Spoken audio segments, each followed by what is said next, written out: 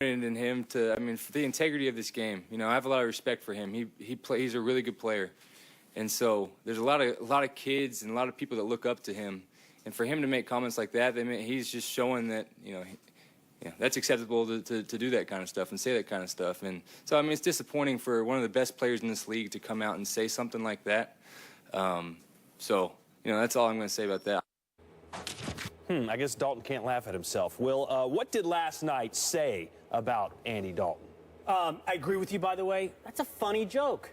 Daisy, Red Ryder BB Gun, Red Rifle, that's funny. Unfortunately, Andy Dalton didn't find it funny, and what it tells us, I think more than the game outcome, is that Andy Dalton is not very confident, at least in his football ability. In fact, he is flat out insecure about his football ability. How else would you read so negatively into that joke that you're the Daisy Red Ryder, that he turned you, that J.J. Watt and the Houston Texans turned you into the Daisy Red Ryder?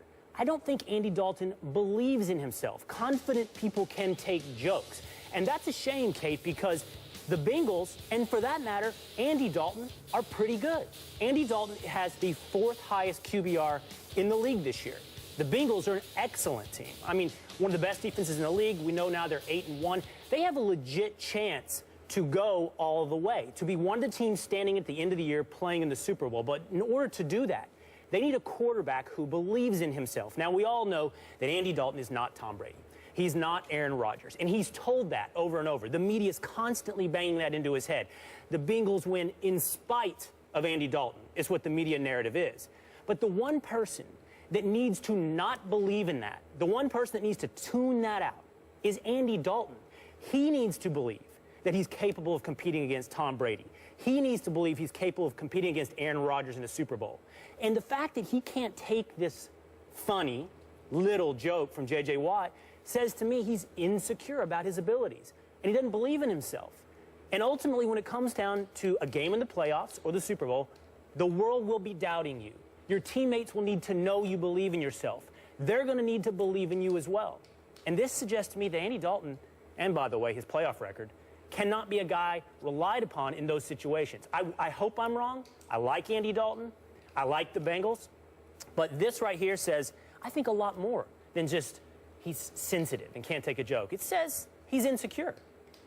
Wow. I feel bad about myself now. I can't take a joke. I'm very sensitive to Are you? what Will just said. Yeah. Well, I disagree. One, I don't think it's that funny. I didn't think the joke was that funny to begin with. But you told me a moment ago you didn't know what a Daisy Red Ryder was before. True, maybe I don't have enough context about what the joke is supposed to mean. Although I did watch A Christmas Story, so I get it. But I don't think it wasn't funny, meaning I'm offended by it. I get what J.J. Watt was trying to do, and I don't really understand Andy Dalton's response. But I have to think that maybe he didn't have all of the context there. I mean, he was posited this question by another reporter who put it in fine context, but he didn't at that moment hear what J.J. Watt said in full. It was also immediately after the game, when even if you're not sensitive and you have a thick skin, after you've just lost on Monday Night Football 10-6, played poorly, and your first loss of the season, it's not the absolute best time to try and deconstruct what an opponent has said about you, and specifically personally about you, when you're talking about the color of his hair, and probably something he's had to deal with his whole life. I'm not suggesting that doesn't mean he's sensitive. He certainly is. I don't find anything wrong with J.J. Watt's comment. I'm hoping that once Andy Dalton sees the full breadth of what J.J. Watt said and actually puts it into the context before, the comment before, what he said, and then afterward, maybe his response is a little different. But I can't go so far as to say it's a referendum on Andy Dalton and who he is as a person, his ability to win football games. If you go back throughout sports history, you've got plenty of athletes who are wildly sensitive. That doesn't mean that they can't win ball games. I don't know if Andy Dalton is going to be able to win the Super Bowl this year or win a Super Bowl in his career, but how he responds to J.J. Watt's comments is certainly not a referendum on the fact that he can maybe or maybe not produce in the playoffs. I mean, look back on the history of athletes. The best athletes are often some of the most sensitive. Don't tell me Michael Jordan wasn't one of the most sensitive guys out there. I'm not comparing Andy Dalton to Michael Jordan. I'm simply saying that to say that he responds in a sensitive manner and that means that he can't produce in crunch time makes no sense to me. Well, first of all, I don't think J.J. Watt impugned Andy Dalton's character, nor do I think he impugned his hair love the color. word impugned, by the way. I don't think it had anything to do with his hair color. Red is both in Rifle and in Red Ryder. So the red is the constant here. It's about his football abilities. And actually, J.J. Watt didn't make an assessment on Andy Dalton's ability as a quarterback. He said, we turned him into the Red Ryder tonight. So what he's sensitive about is his ability to play on that night against the Houston Texans. Now, listen, guys do this to each other. I don't know how much experience you've had with this, but, hey, you're thinning out a little there back there in the back. I see that. Or put on a few pounds, haven't you? Depending on how the guy reacts, you know whether or not you've hit any truth. If a guy can laugh it off, you know it doesn't bother him. But if a guy really, really responds negatively, not only do you know, yeah, you have packed on some pounds, but you know it and you're sensitive about it. To me, Andy Dalton's reaction here reveals he believes the same thing J.J. Watt does, that he was turned into the Red Ryder, that he was a BB gun and not a rifle. He believes it, regardless of what J.J. Watt believes it. Guys like Michael Jordan took criticism and turned it into fuel. You're right. They paid attention to all that stuff, but they used that as fuel to be better, not because they were insecure, but because they were confident. They wanted to prove you wrong. Andy Dalton has a chance. He can prove me wrong and everyone else wrong. I hope he does, because I genuinely like the guy. But I think his sensitiveness, his sensitivity to this right here suggests he's not very confident about himself. But there's a lot of athletes who pretend to be overly confident, and we'll talk about one of those later. Right. And actually, they're masking something. That's actually what fuels them, is that weakness. So, yeah, you're right. If you're going to tease to strength, is what people say. Or if you're teasing to weakness, somebody reacts. You see and the way Andy Dalton reacts. I totally agree with you that that is his weakness. That the Bengals and probably Andy Dalton right now have a chip on their shoulder. They haven't proven themselves. And he needs to not believe that. He needs to believe he is better than a Red Ryder. He needs to believe that he is a Red Rifle. Sure, but if just the Bengals because are to have any chance, that's what they need from him.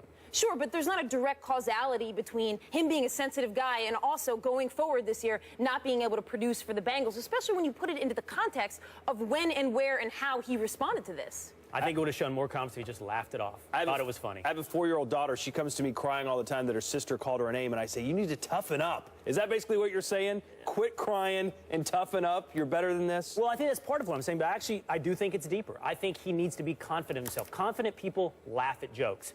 Insecure people take them personally and suggest this is bad for the kids, and you should be a model for the league, and you shouldn't make completely benign jokes about other human beings in this league. But there's some psychoanalysis happening. But a lot of the best athletes are insecure. So I guess I'm balking at the statement that it leaps to a referendum on the production that Andy Dalton can have going forward. But you mentioned Michael Jordan. If somebody said to Michael Jordan, he played like a 6th grader tonight, he wouldn't be defensive and say he should have said that. He's like, oh, really? Here's my points per game. Here's what I've done to you head-to-head. He would do something like that. Yeah, I mean, in a perfect world, Andy Dalton would not have hidden behind the NFL shield, right? He wouldn't have said, like, if you get teased on the playground and you're like, the teacher's going to get mad at you, like, that's not the way we want our athletes to respond. And I do think if Andy Dalton puts it all in context going forward, maybe he'll back off of that a little and be like, well, I saw it in full. I don't agree with what I said right after the game. I just don't think that means that he's just like wildly insecure all of the time. I think it's a little piece that he hit on. Just when it matters. Just when it matters, just right after a Monday Night Football game.